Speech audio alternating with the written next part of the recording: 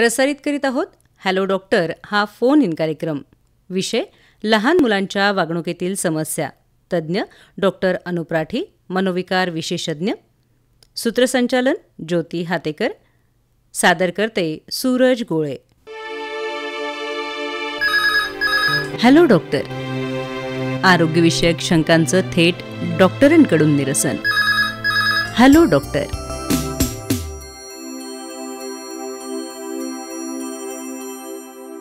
या कार्यक्रमाचे प्रायोजक आहेत राठी हॉस्पिटल, गड्डम प्लॉट, रामदास पेठ, अकोला.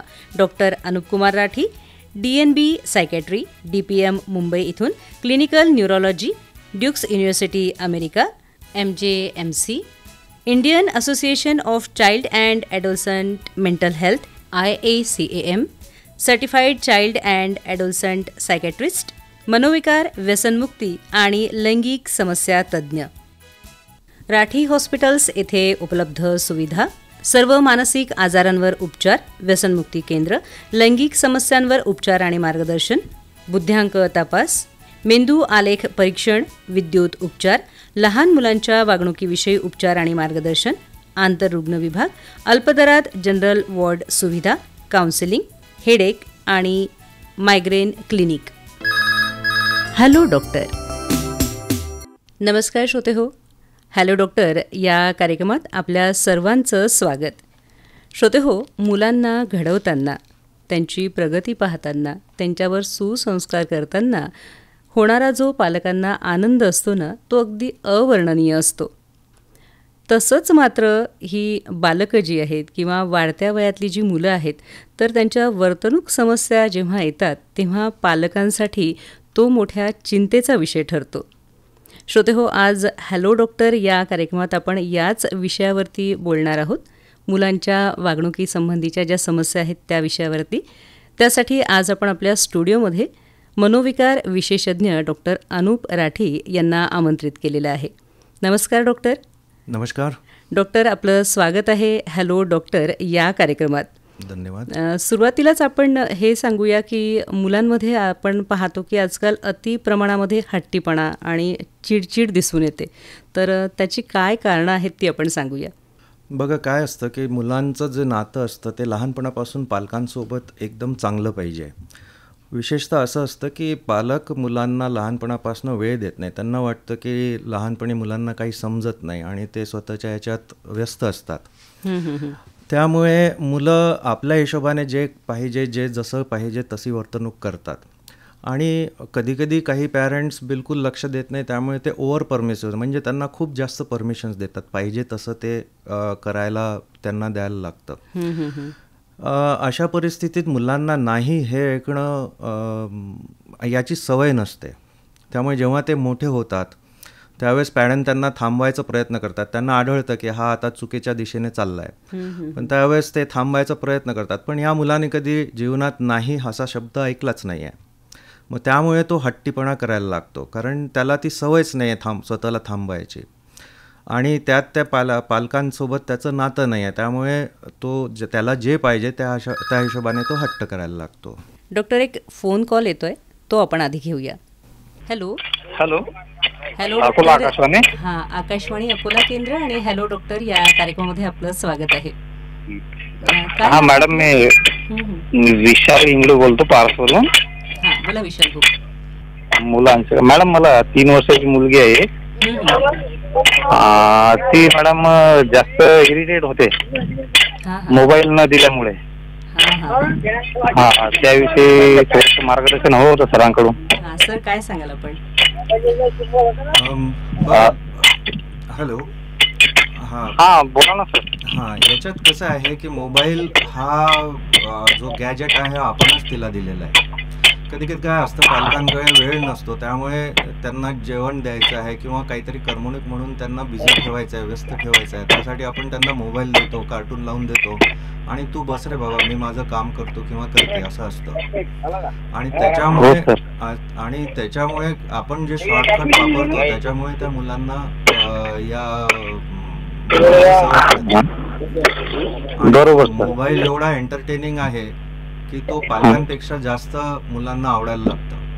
हो सर. आता काय त्याच्याशिवाय करायचं? जेवणच करत नाही सर ते लेकरं. एक्झॅक्टली. आजकाल हे खूप कॉमन समस्या आहे, सगळ्या घरात आहे असं सांगितलं तरी ही अतिशयोक्ती नाही होणार. कारण पालकांना आज मुलांना वेळ देण्यासाठी वेळच नाही आहे आणि मुलांना पालकांचं वेळ आवश्यक आहे. पॅरेंटिंग म्हटल्यानंतर हे 24 तासाचं जॉब आहे. बरोबर. हे कारण देऊ शकत नाही की आपण खूप व्यस्त आहोत आणि आपण मुलांकरता वेळ काढू शकत नाही आहे. आणि त्यामुळे आपण जेव्हा शॉर्टकट वापरतो त्याचे दुष्परिणाम हेच होणार आहेत. तर त्याकरता आता तुम्हाला हे करावं लागेल की तुम्हाला त्या मोबाईलपेक्षा जास्त एंटरटेनिंग व्हावं लागेल, जेणेकरून मुलं तुमच्याकडे थांबतील. त्यांना जास्त वेळ द्यावा लागेल, त्यांच्यासोबत खेळावं लागेल. मुलांना 3 वर्षाची मुलगी म्हटल्यानंतर तिला फक्त करमणूक हा भाग समजेल आणि दुसरं तुमचं भावनिक नातं हे गोष्ट समजेल. त्यापेक्षा जास्त तुम्ही किती समजायचा प्रयत्न केला किंवा तिला शिस्त द्यायचा प्रयत्न केला शक्य होणार नाही. त्यासाठी तुम्हाला बदलायला लागेल, तुम्हाला जास्त वेळ तिला द्यावा लागेल. मोबाईल हळूहळू तिच्याकडनं काढून तुम्ही जास्त वेळ द्या, तिच्यासोबत बोला, तिला बाहेर नाही, आउटडोर गेम्स खेळायला लावा. मुलांना या वयात खूप आवडतं कारण त्यांना नवीन नवीन सगळं कंट्रोल आलेलं आहे. ती चालायला लागली, ती बोलायला लागली, ती फेकू शकते आता काही वस्तू. तिला काहीतरी सॉफ्ट टॉयज किंवा साधे खेळणी द्या ज्याच्यामुळे ती तिला पकडून फेकू शकेल, तिला मस्ती करायला आवडेल आणि हळू आता ती सवय पडली. पण तुम्ही मोबाईल देऊ नका. तिला भूक लागल्यावर ती हळूहळू आपोआप तुमच्याकडे येईल. थँक्यू. डॉक्टर, आपण बोलत होतो की मुलांमध्ये हट्टीपणा प्रचंड प्रमाणात वाढलेला आहे आणि त्यासंबंधीचे आपण सांगत होतो की आपण काय करायला पाहिजे त्यासाठी. नाही, माझं म्हणणं आहे की जितपत चाइल्ड सायकॉलॉजी हा विषय आहे याच्यात prevention is always better than cure. त्यामुळे तुम्ही प्रिव्हेंटिव्ह स्टेप्स घेतले पाहिजे. आज मी जसं यांना विशाल भाऊंना पण सांगत होतो की तुम्ही मुलांना वेळ द्या, त्यांच्या भावना समजून घ्या. आज काय होतं की पेरेंट खूप भाषण देऊन निघून जातात, त्यांना वेळ नसतो, पण तेवढ्याशा वेळेमध्ये ते भाषण देऊन निघून जातात, पण मुलांच्या स्वतःच्या काय भावनिक समस्या आहे ते समजण्यात ते असमर्थ आहेत. तर आपण बोलल्यापेक्षा मुलांना जास्त बोलू द्या, त्यांच्या भावना समजा आणि त्यांच्या प्रॉब्लेमचा निवारण करावा. डॉक्टर, इथे मला एक प्रश्न अतिशय महत्त्वाचा वाटतो आहे. तो आहे, तुम्ही सांगितलं की आपण त्यांना नाही म्हणण्याची सवय कधी लावत नाही आणि भरपूर सगळ्या वस्तू उपलब्ध असल्यामुळे पण आपण त्यांना त्या सतत प्रोव्हाइड करत राहतो. आणि एक आरोप पालकांचा नेहमी असतो की माझ्या वेळेला हे नव्हतं, मी तर तुला केवढ्या सुविधा दिल्या आहेत, तरी पण तू अभ्यास करत नाही, तरी पण मुलं ऐकत नाहीत. तर याविषयी थोडंसं पालकांची काय कान उघडणी करू आपण की त्यांच्या या वर्तनामुळे मुलांवरती कसा परिणाम होतो? एक्झॅक्टली. पालकांचा जो आजची समस्या आहे की त्यांना हे वाटतं की मला लहानपणी हे सुखसुविधा नव्हत्या, तर मी मेहनत करतोय, मी पैसे कमवतोय, तर माझ्या मुलांना भेटावं. त्यामुळे ते कधी कधी मी जसं म्हटलं की ओव्हर परमिसिव्ह होतात. मग मुलांना पाहिजे ते. तो मुलगा म्हणतो मला जान्हवी कपूरसोबत लग्न करायचं, तर हा घेऊन चालला प्रपोजल जान्हवी कपूरसाठी. म्हणजे एवढे ते परमिसिव्ह असतात. तर असं नको व्हायला. हे बॅलन्स्ड अप्रोच व्हायला पाहिजे. त्यांच्यासोबत सुसंवाद, त्यांचे संस्कार, त्यांनी कुठे थांबावं हे पण ते पालकांनी त्यांना शिकवलं पाहिजे. आणि हेच पहिले स्वतःला ट्रेन करायला पाहिजे की मग कुठपर्यंत त्याला द्यायला. जे वाजवी गोष्टी ते नक्कीच द्या, पहिल्या अटेम्प्टमध्ये द्या, पण जे अवाजवी आहे त्याला नाही द्यायचं तर मग नाही द्यायचं. या हट्टीपणामुळेच मग खोटं बोलण्याचं प्रमाण पण आपल्याला बालक असतील किंवा मोठी मुलं असतील तर भरपूर वाढलेले दिसतं आणि त्यामुळे पालकांची चिंता पण जी आहे ती प्रचंड प्रमाणात निर्माण होते. तर या समस्येला कसं समोर जायचं? माझ्या लक्षात येतं आहे की माझं मूल माझ्याशी खोटं बोलतं आणि मला लगेच चिडायला होतं आणि त्याच्यामुळे समस्या अजून वाढते. तर ही समस्या कशी हाताळायची? बरोबर. बघा, आपलं अपेक्षा असते की मुलांनी परफेक्ट व्हावं, त्यांनी चुका करू नये, त्यांची वर्तणूक परफेक्ट राहावी, तो शाळेत असो किंवा घरी असो किंवा प्लेग्राऊंडवर असो. मग या अपेक्षेनंतर होतं काय की आपण त्यांच्या चुका ॲक्सेप्ट करणं हे विसरून जातो. आपण त्यांच्या चुका ॲक्सेप्ट करत नाही आणि अति स्ट्रिक्ट झाल्यावर होतं असं की मुलं ते बोलण्यासाठी घाबरतात. आणि जेव्हा तुमचं नातं चांगलं नाही आणि ते घाबरायला लागले की ते स्वतःची चुका लपवण्यासाठी खोटं बोलतात. ॲक्च्युअली त्यांना खोटं बोलण्याची सवय पालकच लावतात.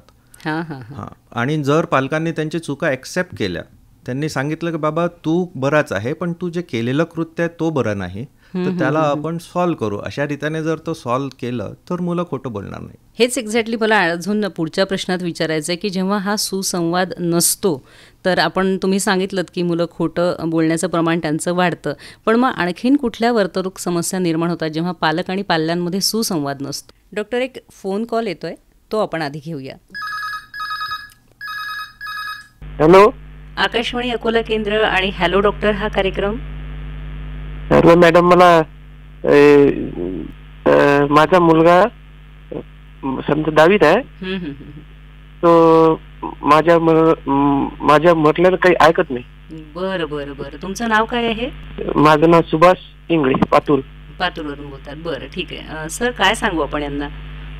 बघा, हे दर्शवतं जेव्हा मुलं ऐकत नाही याचा अर्थ तुमचा आणि त्याचं नातं पहिलेपासून बरोबर नाही आहे. तुम्ही त्याला वेळ देत नाही आहात आणि त्याच्या काय समस्या आहे ते समजून घेत नाही आहात. आणि 15-16 वर्षाचं मुलं म्हटल्यानंतर तो आता मोठा झालाय, त्याला सगळं समजतं, फक्त त्याला अनुभव नाही आहे. म्हणजे तो एक ॲडल्ट मोठ्या माणसा एवढं झालेला आहे, तर तो स्वतःला मोठं समजणारच आहे.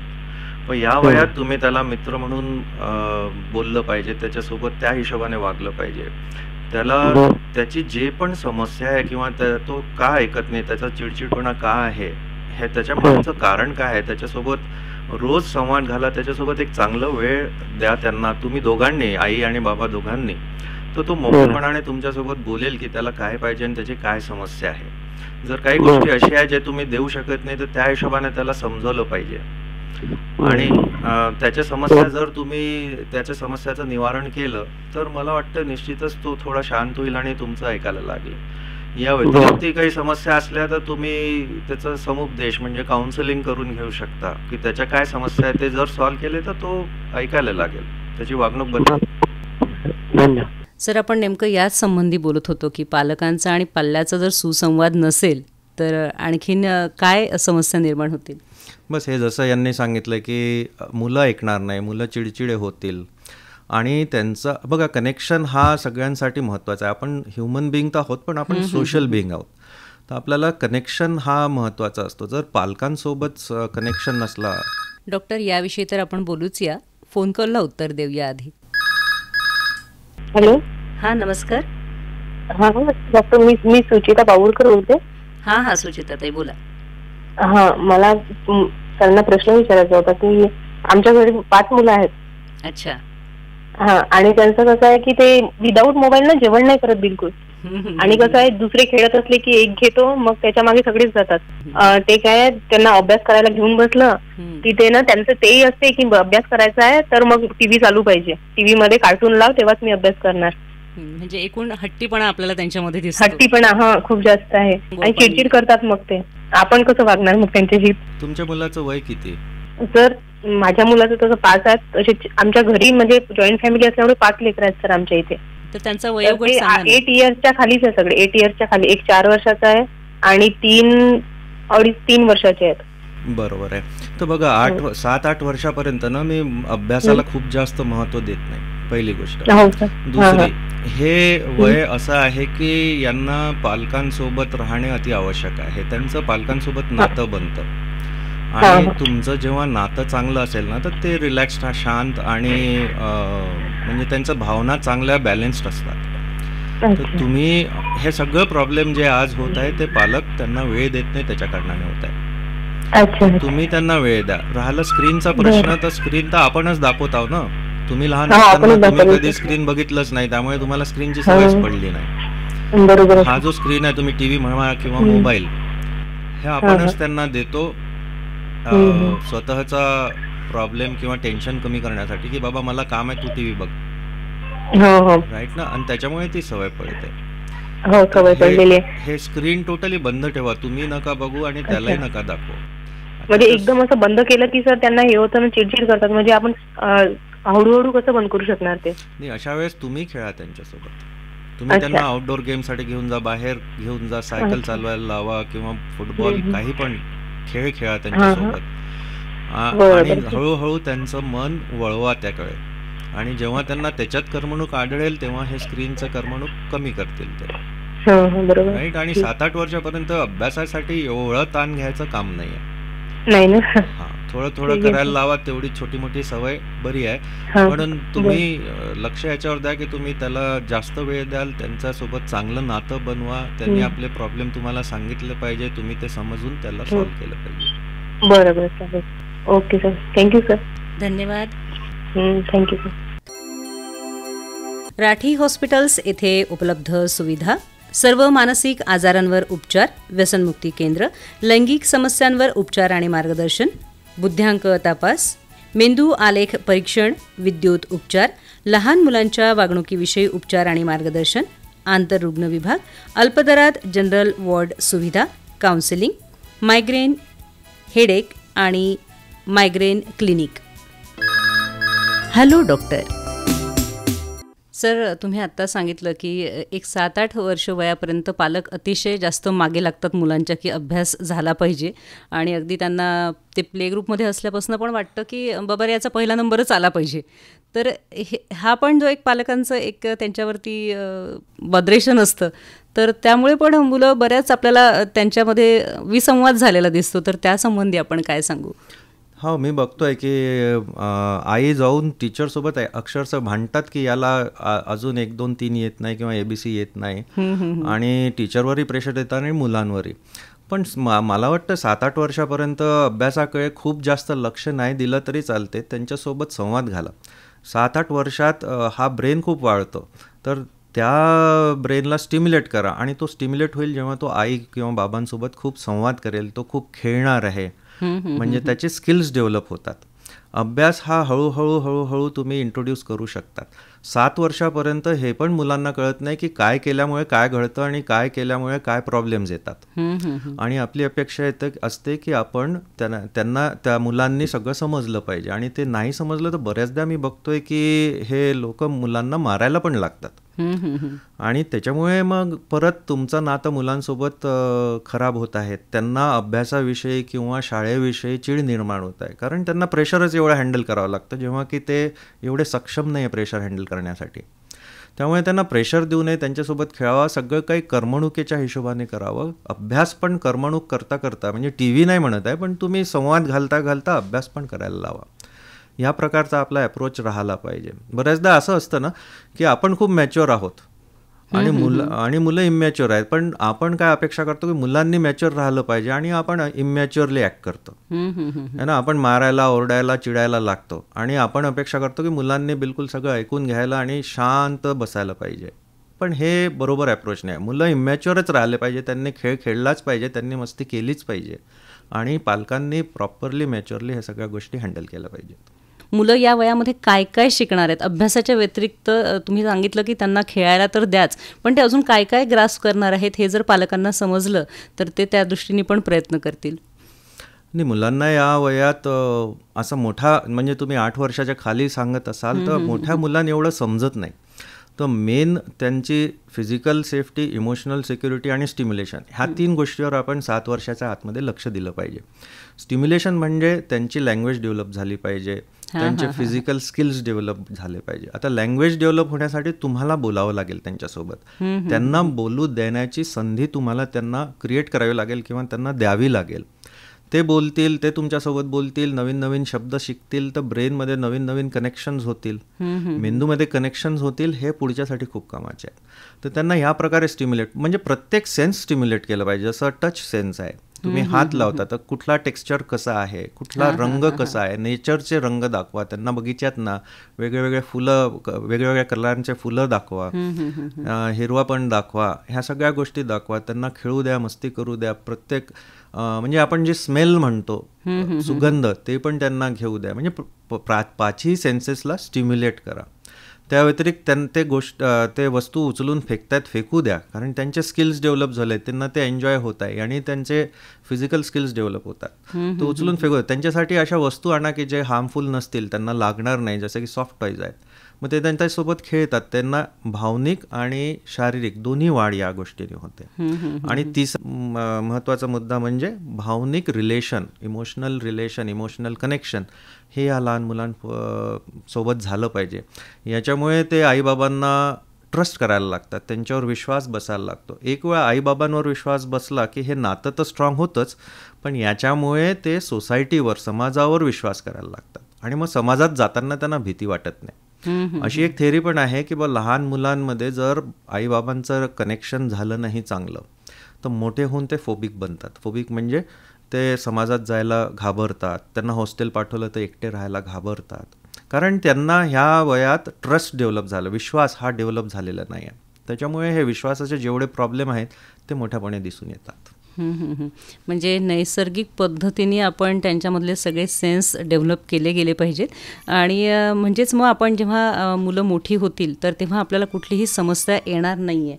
आपण बोलत होतो की पालकांमध्ये सुसंवाद नसला तर बऱ्याच अडचणी निर्माण होतात. तर मला इथे एक हे विचारायचं आहे की पालक जेव्हा अशा पद्धतीने मुलांवरती चिडतात, रागवतात आणि किंवा पालकांमध्ये बरेचदा काही ताणतणाव असतात, काही भांडणं असतात, तर त्याचा पण या बालमनावरती परिणाम होतो. तर त्या दृष्टीने आपण काय सांगू?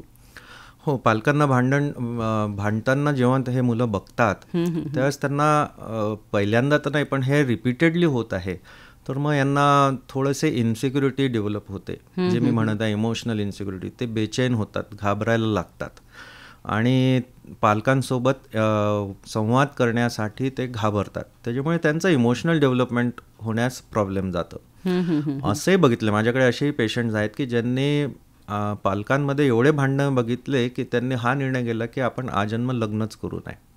तर अशा प्रॉब्लेम्स, अशी धास्ती या मुलांच्या मनावर पडू शकते कधी. म्हणजे त्यांच्यासमोर एक वाईट असं चित्र उभं राहिलेलं असतं नातेसंबंधांच्या बाबतीत आणि मग एकूणच त्यांच्या वागण्यामध्ये पण आपल्याला बरेच बदल दिसायला लागतात. किशोरवयीन मुलांकडे आपण थोडं वळूया की त्यांच्या बाबतीत आपल्याला वागणुकीबाबत काय काय समस्या आढळतात? किशोरवयीन मुलांचं कसं असतं की ते आता मोठे झालेले आहेत, जसं मी पहिलेही सांगितलं की, आणि त्यांना सगळं काही समजायला लागतं, फक्त अनुभव नसतं. त्यामुळे ते स्वतःला मोठं समजतात. तर मोठे झालेल्या मुलांना असं वाटतं मी हिरोसारखा दिसलो पाहिजे, मला चांगले चांगले नवीन गॅजेट्स पाहिजे, चांगला मोबाईल, महागवाला मोबाईल पाहिजे, गॉगल पाहिजे, चांगली बाईक पाहिजे, मी हिरो दिसलो पाहिजे, लोकांनी मला ॲप्रिशिएट केलं पाहिजे, ह्या प्रकारचे. आणि मुलींना पण वाटायला लागतं की मी सुंदर दिसली पाहिजे. ह्या सगळ्या गोष्टी नॉर्मल आहेत, परंतु यांचा पालकांसोबत संवाद नसला किंवा कनेक्शन नसला तर हे कुठेतरी कनेक्शन बघायला लागतात. मग अशा परिस्थितीत हे जे मोबाईल ॲडिक्शन आहे, मोबाईलला सोबत कनेक्शन झालं, त्या इन्स्टा रील्स आणि सोशल मीडियाचे जेवढे प्रकार आहेत त्यांच्यासोबत जर कनेक्शन झालं तर हळूहळू ते याला ॲडिक्ट व्हायला लागतात. कधी कधी मुलं याच्यावर गेम्स खेळायला लागतात आणि त्या गेम्समध्ये एवढे पैसे लावायला लागतात आणि हारायला लागतात, म्हणजे गॅम्बलिंग थोडक्यात सुरू व्हायला लागते. मग त्याचं ॲडिक्शन होतं. बरेचदा ड्रग्स किंवा अल्कोहोल या सगळ्या पदार्थात त्याचं सेवन करायला लागतात आणि हळूहळू त्याचं ॲडिक्शन किंवा त्याची सवय पडायला लागते. असंही मी बघतो की ज्यांना भावनिक कनेक्शन घरी नाही भेटत ते मग बाहेर बघतात, तर मग त्यांचं बरेच लोकांसोबत अफेअर किंवा रिपीटेड अफेअर किंवा सुइसाइडल अटेम्प्ट हे पण आपण हे पण दिसतं समाजात. तर यामुळे होतं कारण पॅरेंट्ससोबत त्यांचं कनेक्शन नाही, त्यांना काही गायडन्स नाही आहे, त्यांना सोडलं आहे जसं तुला डेव्हलप व्हायचं हो. आणि ज्यावेळेस हे या चुकीच्या संगतीत पडतात त्यावेळेस मग हे चुकीच्या लाईनीत लागायला लागतात. पालकांसाठी मात्र ही मोठी समस्या असते. बरेचदा त्यांच्या स्वतःच्या पण वागणुकीच्या समस्या असू शकतात, ते चुकीचं वागू शकतात. पण मग एकूण पालकांनी या गोष्टींना कसं हाताळायचं? बरेचदा सर असं दिसतं की ही जी किशोरवयीन मुलं असतात, तुम्ही सांगितलं की त्यांना छान राहावंसं वाटतं आणि पालक नेमकं इथे त्यांना याच्यात कैचीत पकडतात की तुला अभ्यासात मार्क तर नाही आहे, तुला कशाला मी गाडी घेऊन देऊ, तुला कशाला मी मोबाईल घेऊन देऊ, आणि त्यांना प्रचंड त्यामुळे राग येतो की अभ्यासाचा आणि या गोष्टीचा काय संबंध. नाही, एक्झॅक्टली. मी पहिल्यापासून सांगतो की अभ्यास हा एवढा, आपण एकच मापदंड बघतो की अभ्यास आणि तुझी वागणूक, पण आपण किती इनपुट देतोय, आपण आउटपुट पूर्ण अपेक्षा करतो, पण आपल्याकडून किती इनपुट आहे. इनपुट चांगलं असेल तर नेमकं आउटपुट पण चांगलं असेल. म्हणजे जशी फॅक्टरी तसा प्रोडक्ट. तुमच्या फॅक्टरीमध्ये जर प्रॉब्लेम आहे तर प्रोडक्ट तर डिफेक्टिव्ह येणारच आहेत ना. त्यामुळे तुमचा हा भावनिक कनेक्शन जर प्रॉपर असला ना, जसं मी सांगितलं prevention is better than cure, तर हा कनेक्शन प्रॉपर असला ना बरेचसे प्रॉब्लेम तुमचे तसेच टळून जाणार. आणि जर का आले आणि मुलांना तुमच्यावर विश्वास असला, तुम्ही त्याला प्रॉपरली हाताळलं, तर हे प्रॉब्लेम्स बरेच निघून जातात. त्यामुळे कुठल्याही वयाचा मुलगा असो, त्यांच्यासोबत सुसंवाद असला पाहिजे. मी जसं म्हणतो की आता संवाद करण्यासाठी कसं काय आपण सिच्युएशन क्रिएट करायची, तर आपण एक जेवण मुलांसोबत पूर्ण परिवारासोबत घ्यायला पाहिजे, कुठलंही असो, लंच असो, ब्रेकफास्ट असो किंवा डिनर असो. आणि त्यावेळेस हलक्या फुलक्या गोष्टी करा. त्यांच्यासोबत एक रॅपो म्हणतो आपण, की एक नातं एस्टॅब्लिश करा. आणि ते नातं चांगलं असलं ना, तर ते खुलून त्यांना बोलायची संधी द्या. ते जेव्हा बोलतात, त्यांचे प्रॉब्लेम सांगतात, त्या हिशोबाने गाईड करा. तर असे सिच्युएशन्स क्रिएट करा की जिथे तुम्ही बसाल. आणि डिजिटल डिटॉक्सिफिकेशन हा पण एक शब्द मी तुम्हाला समजवतो, की तुम्ही सगळे जेवढे गॅजेट्स आहेत, स्क्रीन्स आहेत, हे बंद ठेवा त्यावेळेस. असं नको की तुम्ही मोबाईलवर आहात आणि त्याच्यासोबत तुम्ही गप्पा पण करून राहिले मुलांसोबत. 1 तासासाठी सगळे गॅजेट्स बंद, इन्क्लुडिंग TV, आणि फक्त परिवार बसला आहे, जसं की हे गॅजेट्स आपल्या घरातच नाही आहे. आणि असा वेळ काढा, त्यांच्यासोबत संवाद करा, आणि तुमचे निश्चित सगळे प्रॉब्लेम सॉल्व्ह होतील. मोबाईल ही तर एक मोठी समस्या पालकांना भेडसावते आहेच, त्यावरती पण तुम्ही मार्गदर्शन केलेलं आहेच सर. पण मला हे विचारायचं आहे की या सगळ्या गोष्टींमधनं मोबाईलचा अतिरिक्त वापर असेल किंवा पालकांचा सुसंवाद नसेल, तर ही जी काही मानसिक मुलांची स्थिती तयार झालेली आहे, तर यातनं अधिक काय गुंतागुंत निर्माण होऊ शकते, आणखीन कुठले आजार निर्माण होऊ शकतात का? हो, बघा, मुलांचा जर संवाद पॅरेंट्ससोबत नसला आणि ते एकलकोंडे राहायला लागले, तर हळूहळू त्यांना डिप्रेशन, उदासीनताचा आजार किंवा बेचैनी, फोबिया, भीती ह्या प्रकारचे आजार डेव्हलप व्हायला लागतात. सोशल फोबिया होतो, ज्याच्यामुळे ते मग समाजात जायला घाबरतात, लोकांमध्ये बोलायला घाबरतात, ते जात नाही, मिक्स होत नाहीत. उदासीनता होते, डिप्रेशन होतो, एन्झायटी होते, आणि बाकीचे पण ताणतणाव जर वाढलेला, त्यांना ते हँडल करता आलं नाही, तर बाकीचे पण आजारांचा धोका असतोच. जे बी मानसिक आजार आहे त्यांचा धोका असतोच. यामधनं आणखीन नैराश्याकडे जर मुलं वळलीत, तर काय हानी होऊ शकते किंवा त्यातनं आपल्याला काय आणखीन उद्भवू शकतं? बघा, हा डेव्हलपिंग एज आहे, आणि जिथे मुलांनी स्वतःला डेव्हलप केलं पाहिजे, त्यांनी स्वतःचा पाया बांधला पाहिजे. तो अभ्यास असो किंवा तुमचा बिझनेस किंवा कुठलाही प्रोफेशन असो. अशा वेळेत जर ते उदास होत आहे, तर ते त्यांच्या क्षमतापर्यंत काम करणार नाही. त्यामुळे ते ओव्हरऑल डेव्हलपमेंटमध्ये मागे राहणार, आणि तो पायाच जर कमजोर झाला, तर पुढे पूर्ण जीवनात त्यांना प्रॉब्लेम येणार आहेत. त्यामुळे अजून डिप्रेशन वाढणार आहे. दुसरं, त्यांचं नातं पालकांसोबत, मित्रांसोबत पाहिजे तसं नसणार आहे. ॲक्च्युली तो केपेबल आहे, पण उदासीनतामुळे ते काही त्याला शक्य होत नाही. त्याला निद्रानाश होईल, तो ॲडिक्शनकडे वळेल. त्याला वाटेल की ॲडिक्शन केल्यामुळे मला ह्याच्यातनं सुटका मिळेल, मग तो ॲडिक्शनकडे वळेल. कुठल्या ना कुठला ॲडिक्शन होईल, तो गॅम्बलिंग असो, अल्कोहोल असो, ड्रग्ज असो, ह्या ॲडिक्शनकडे वळेल. त्याची शारीरिक वाढ तेवढी होणार नाही, आणि कधी कधी मुलं मग आत्महत्या वगैरे असे पण प्रयत्न करतात. तर हे थोडंसं रिस्की व्हायला लागतं हळूहळू. सर, जाता जाता आज आपण आपल्या पालकांना, आणि बालकं पण हा आपला हॅलो डॉक्टर कार्यक्रम ऐकतायत, तर त्यांना काय संदेश देऊ आपण, काय सांगू? माझं तर जास्त करून पालकांसाठीच असतं, कारण माझं मत आहे की जे मुलं वाढतात ते आणि जसे होतात ते पालकांमुळे होतात. तर त्यामुळे पालकांनी शॉर्टकट करू नये, त्यांच्यासोबत, मुलांसोबत सुसंवाद करावा, वेळ द्यावा. भावनिक नातं हे अति महत्त्वाचं आहे. भावनिक नातं म्हणजे फक्त आपले भावना त्यांच्यात दर्शवू नये, तर त्यांच्या भावना, त्यांच्या प्रॉब्लेम समजून घ्यावं. ते जर तुम्ही सॉल्व करत गेले दरवेळेस, त्याला पोस्टपोन नका करू, त्याच वेळेस सॉल्व करा. आणि ते गेमसारखं आहे, एक स्टेजमध्ये प्रॉब्लेम सॉल्व केलं तर पुढची स्टेज क्लिअर होते. तर असा प्रॉब्लेम सॉल्व करत जा. ते प्रॉब्लेम येत राहतील, त्याचा ताण घेऊ नका, त्यांच्यासोबत बोला, तर तुमचे पुढचे बरेचसे प्रॉब्लेम म्हणजे टळणार आहे. निश्चितच. श्रोते हो, आज हॅलो डॉक्टर या कार्यक्रमामध्ये आपण मुलांच्या वर्तणुकीसंबंधीच्या ज्या समस्या आहेत त्याविषयी डॉक्टर अनुप राठी, मनोविकार विशेषज्ञ, यांच्याशी संवाद साधलेला आहे. पुन्हा आपण भेटणार आहोत पुढल्या कार्यक्रमात. तोवर नमस्कार. हॅलो डॉक्टर, आरोग्यविषयक शंकांचं थेट डॉक्टरांकडून निरसन.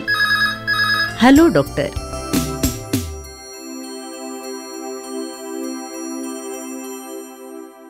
या कार्यक्रमाचे प्रायोजक होते Rathi hospital, Gaddam plot, Ramdas Peth, Akola, doctor Anupkumar Rathi, DNB psychiatry, DPM Mumbai इथून clinical neurology, Duke's university America, MJMC, Indian association of child and adolescent mental health IACAM, certified child and adolescent psychiatrist, मनोविकार, व्यसनमुक्ती आणि लैंगिक समस्या तज्ज्ञ. आताच आपण हॅलो डॉक्टर हा फोन इन कार्यक्रम ऐकलात. विषय होता लहान मुलांच्या वागणुकीतील समस्या. सहभागी तज्ज्ञ डॉक्टर अनुप राठी, मनोविकार विशेषज्ञ. सूत्रसंचालन ज्योती हातेकर. सादर करते सूरज गोळे.